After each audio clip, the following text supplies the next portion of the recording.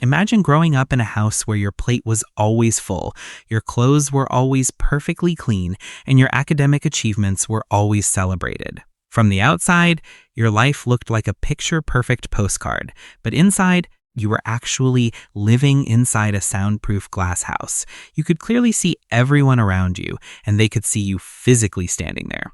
But no matter how hard you cried, panicked, or silently screamed when you were sad or overwhelmed, no one ever heard a thing. No one ever walked up to that glass, knocked gently, and asked one simple question: how do you really feel today? Fast forward to your adult life right now. You are probably the most independent person in your entire social circle. You fix your own problems before anyone even notices you have them. You are the reliable rock, the unpaid therapist for all of your friends and colleagues. You strictly never ask for help because, quite honestly, the mere thought of needing someone else or being a burden makes your stomach tie into knots. You constantly tell yourself that you are just strong, capable, and highly resilient. Tell the world that you are fine. But late at night, when the distractions fade away, there is this profoundly heavy, chronic emptiness sitting right in the center of your chest. It is a persistent, quiet voice whispering that you do not truly belong anywhere, that you are fundamentally flawed, or that your needs simply do not matter.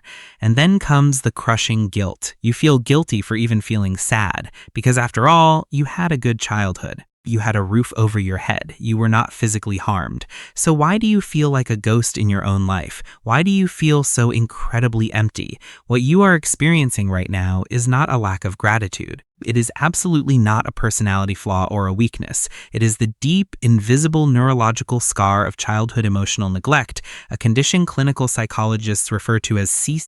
This specific type of trauma is incredibly difficult to spot because it is not defined by what happened to you.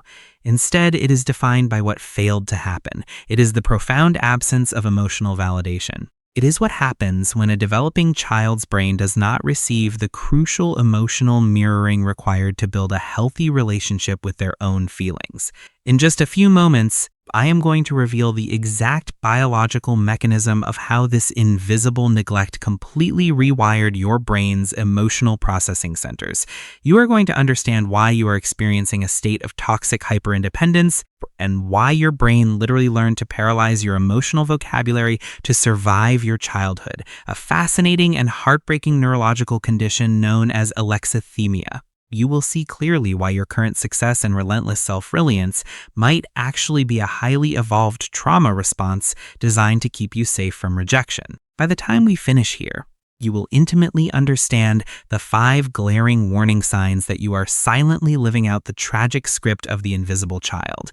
More importantly, I am going to show you exactly how to finally shatter that soundproof glass house. We'll discover the precise psychological framework needed to reparent your inner child and validate the emotions that were frozen in time decades ago. This journey is not about pointing fingers or blaming your family. This is about decoding your own emotional architecture and taking your power back. It is time to stop being invisible. Let us begin. Let us take a closer look at what it actually means to be what psychologists call the perfect pretender. I used to observe this exact pattern constantly, both in my own life and in the thousands of stories people have shared with me over the years. On the surface, the perfect pretender is the ultimate success story. If you fall into this category, you are likely the high achiever at work, the person who always meets the deadlines, and the friend who meticulously organizes the group trips. You are the one people call at 2 a.m. when their world is falling apart. And you always answer. You always know exactly what to say to soothe their panic. You have an infinite reservoir of patience and empathy for everyone else's struggles. But here is the darkest, most exhausting secret of the perfect pretender. While you are busy being the emotional anchor for the entire world, you are drowning in a terrifying ocean of isolation. When you get sick, you do not tell anyone. Drag yourself out of bed, take some medication, and power through because the thought of asking someone to bring you soup feels inexplicably shameful. When you are going through a brutal breakup or a severe financial crisis, you hide it behind a perfectly curated smile. You might even crack jokes about it to make sure nobody worries about you. You have convinced yourself that you are just being responsible. You think you are protecting the people you love from your own heavy baggage. But that is a lie your brain invented to protect you. What is really happening is a trauma response known as toxic hyperindependence. You are not avoiding asking for help because you are so fiercely capable. You are avoiding asking for help because deep down in your nervous system, you believe that your needs will eventually be perceived as a burden, and being a burden leads to being abandoned. But how exactly did your brain learn this brutal lesson? Why did it decide that expressing a normal human need is a dangerous threat? To answer that, we have to travel back in time and look at the fascinating microscopic architecture of a developing child's brain. When you were an infant and a toddler, your brain was not just learning how to walk and talk. It was desperately trying to build a complex emotional map of the world. And the only way a human brain can build that map is through a biological process called emotional mirroring. Imagine your developing brain as a massive dark room filled with billions of unconnected wires. Every time you cried, laughed, or felt frustrated, your brain sent a spark through those wires. But for that spark to create a permanent, healthy connection, it needed a mirror. It needed a caregiver to look at you, recognize the emotion on your face, and validate it. If a child falls and scrapes their knee and the parent rushes over, looks into their eyes and says, "I know that hurts, you are scared, but you are going to be okay," a miraculous neurological event happens. The child's amygdala, which is the brain's primitive alarm system, is blaring with fear. But when the parent validates the emotion, the child's prefrontal cortex, the logical, soothing part of the brain, suddenly lights up and connects with the amygdala. The brain literally wires itself to understand, label, and eventually soothe its own distress. Now consider the tragedy of the soundproof glass house. What happens when the child falls, but the parent is physically present yet emotionally absent? What if the parent simply says, "Stop crying, you are fine, get up," or worse, they just ignore the tears entirely and walk away? The child's amygdala is still screaming in panic, but the mirror is blank. The parent did not reflect the emotion back. Without that external validation, the connection to the prefrontal cortex fails to form properly. The brain wires do not connect. If this happens once or twice, it is not a big deal. Parents are human and make mistakes. But childhood emotional neglect is not about a single event. It is a chronic, relentless pattern of emotional absence over years and years. Every single day, your developing brain sent out an emotional signal, and every single day received dead silence in return. Over time, your incredibly smart, highly adaptive brain realized that broadcasting your emotions was a massive waste of biological energy. It realized that crying out for emotional support was useless because no one was coming. So, your brain did the only logical thing it could do to help you survive. It shut down the broadcasting system. It severed the conscious connection to your own emotional state. This brings us to a terrifying but scientifically profound reality, and the second type of person in our psychological framework. I call them the prisoner of silence. The medical term for this state is alexithymia, which literally translates from Greek to mean no words for emotions. If you grew up in the soundproof glass house, there is a very high probability that you struggle with some degree of alexithymia today. You are not a robot, and you are definitely not unfeeling. In fact, probably feel things so deeply that it threatens to consume you. But because your brain never received the proper mirroring in childhood, it never learned the specific vocabulary required to identify what those feelings are. When you get overwhelmed, you cannot easily distinguish between feeling sad, feeling anxious, feeling angry, or just feeling physically exhausted. It all just blends together into one giant, heavy mass of physiological discomfort in your chest or your stomach. You might go to the doctor complaining of chronic migraines, severe digestive issues, or mysterious muscle tension. You undergo countless tests, and the doctors tell you that physically you are perfectly healthy. But they are missing the invisible truth. Because your brain does not know how to process or verbalize emotional pain, it is forcing your physical body to carry the burden. Your body is screaming the words that your mind was never allowed to learn. You might notice this most distinctly in your adult relationships. When your partner asks you a very simple question like, "What is wrong? Why are you upset?" you might literally freeze. Your mind goes completely blank. You want to tell them. You are desperate for them to understand, but you are staring into a void. You end up saying, "I do not know," or "I am just tired," and then you retreat into isolation, feeling incredibly frustrated and broken. But you are not broken. You are functioning exactly the way your childhood environment trained you to function. This leads us to the most critical part of our exploration. How do you know for absolute sure if your current struggles are the direct result of the invisible ghost of childhood emotional neglect? Through years of psychological research and observing countless behavioral patterns, we have identified 5 glaring, undeniable warning signs. I want you to listen to these very carefully, because recognizing them is the very first step to dismantling that glass house forever. Warning sign number 1 is what I call the fatal flaw illusion. People who experienced emotional neglect carry a deep, unshakable conviction that there is something fundamentally wrong with them at their core. It is not just low self-esteem. It is a terrifying belief that you are inherently different from everyone else in the world, like you were born missing a crucial human ingredient. Because you were surrounded by people who provided for your physical needs but ignored your emotional ones, your child brain could not process that the adults were flawed. A child cannot comprehend that their parents are emotionally unavailable. So the child's brain turns the blame inward. It says, "My parents are good people who give me food and toys. If I still feel empty and unloved, it must be because I am unlovable. I must be broken." That lie follows you into adulthood, making you feel like an imposter in every relationship, just waiting for people to discover how defective you truly are. Warning sign number 2 is the compassion imbalance. We touched on this earlier, but it is vital to understand the extreme degree to which it operates.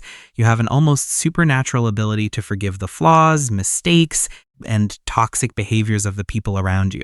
You can rationalize why your partner was completely dismissive of you, or why your boss was inappropriately cruel. You tell yourself they are just stressed, or they had a hard childhood. Pour endless buckets of compassion into their trauma. But if you make one tiny, insignificant mistake, like burning dinner, sending an email with a typo, or forgetting a minor appointment, your inner critic absolutely destroys you. The voice in your head is brutal, unforgiving, and vicious. You hold yourself to an impossible standard of perfection because, subconsciously, believe that perfection is the only way to earn the right to exist in a world that never naturally validated your presence. Warning sign number 3 is the chronic void. This is perhaps the most painful and isolating symptom of all. It usually hits you when you are driving alone in your car, or when you are lying in bed staring at the ceiling, or even when you are standing right in the middle of a crowded, happy party. It is a sudden physical sensation of profound emptiness. Feels like a physical hollow space inside your chest, a deep numbness. This void is not a symptom of clinical depression, though they can often overlap. This void is actually the accumulated space left behind by decades of unacknowledged, unexpressed emotions. It is the ghost of the child who sat in that glass house waiting for someone to ask how they felt. The void is not a lack of feeling. It is the heavy, suffocating presence of everything you were forced to suppress. Warning sign number 4 is the phobia of dependency. You pride yourself on needing absolutely no one. The thought of relying on another human being for emotional support, financial help, or even physical assistance makes you feel physically nauseous. If someone tries to take care of you, you immediately push them away or try to pay them back instantly so you do not owe them anything. You have built an impenetrable fortress of self-reliance. But here is the heartbreaking truth about this fortress. You did not build it because you are naturally a solitary warrior. You built it because your earliest experiences taught you that depending on someone else is a guaranteed setup for profound disappointment. Your hyper-independence is not a sign of emotional maturity. It is a highly sophisticated defense mechanism designed to ensure you never have to feel the agonizing pain of being emotionally abandoned ever again. And finally, warning sign number 5, the guilt of suffering. This is the ultimate trap of childhood emotional neglect. If you were physically abused, or if you grew up in extreme poverty, you have a tangible, visible reason for your trauma. Society gives you permission to be in pain. But if you grew up in a nice house with parents who paid for your piano lessons and made sure you had clean clothes for school, you look at your life on paper and you see absolutely nothing wrong. So, when the crippling anxiety hits, Or when the chronic void swallows you whole, your immediate reaction is immense, crushing guilt. You tell yourself that you are spoiled.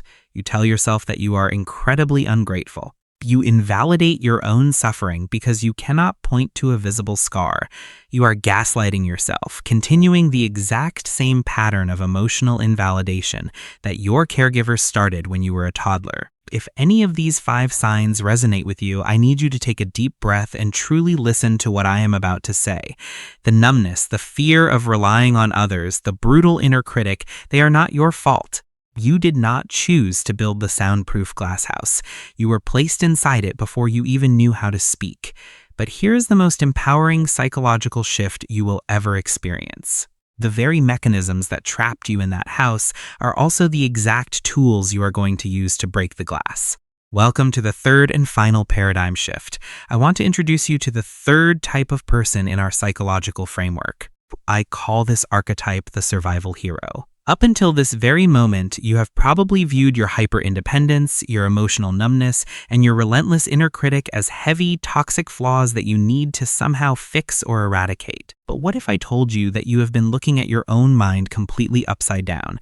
Your hyper-independence is not a flaw. It is a wildly successful biological adaptation. When you were an innocent child trapped inside that soundproof glass house, your brain realized that relying on external emotional support was a failed strategy. So it pulled off a neurological miracle. It essentially built an entirely self-sustaining emotional ecosystem inside your head. You learned to read the room perfectly. You learned to anticipate the needs of others so you could avoid conflict. You learned to survive in an emotional desert. You did not fail. You adapted brilliantly. But the problem is that you are no longer a helpless child living in that desert. You are an adult, and you are still wearing the heavy psychological armor of a war that ended a long time ago. It is time to transition from the perfect pretender and the prisoner of silence into the survival hero. The survival hero realizes that the same immense psychological strength it took to suppress those emotions can now be utilized to finally set them free. This process is called reparenting, and it is the key to shattering the glass house once and for all. Reparenting literally means using your adult prefrontal cortex to provide the emotional mirroring that your inner child never received. It starts with the absolute smallest, almost microscopic moments of validation. The next time you feel that heavy, chronic void in your chest, I do not want you to run from it. I do not want you to distract yourself with work or scroll endlessly on your phone or instantly try to fix someone else's problems. I want you to physically pause, put your hand on your chest, and just acknowledge the ghost in the room. You do not even need to have the perfect words for it yet.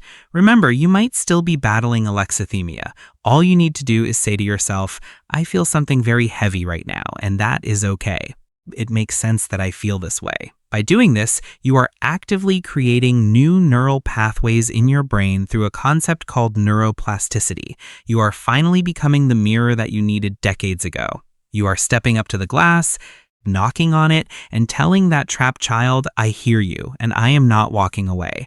I want to ask you a very serious question, and I want you to sit with it for a moment.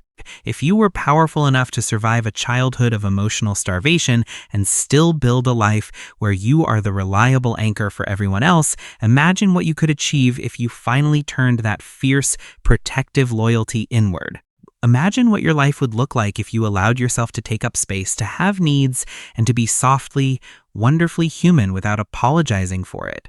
Shattering the glass house will not happen overnight. It is a slow, sometimes terrifying process of learning to trust yourself and, eventually, learning to trust others. It means daring to ask a friend for a tiny favor just to prove to your nervous system that the world will not end if you need help.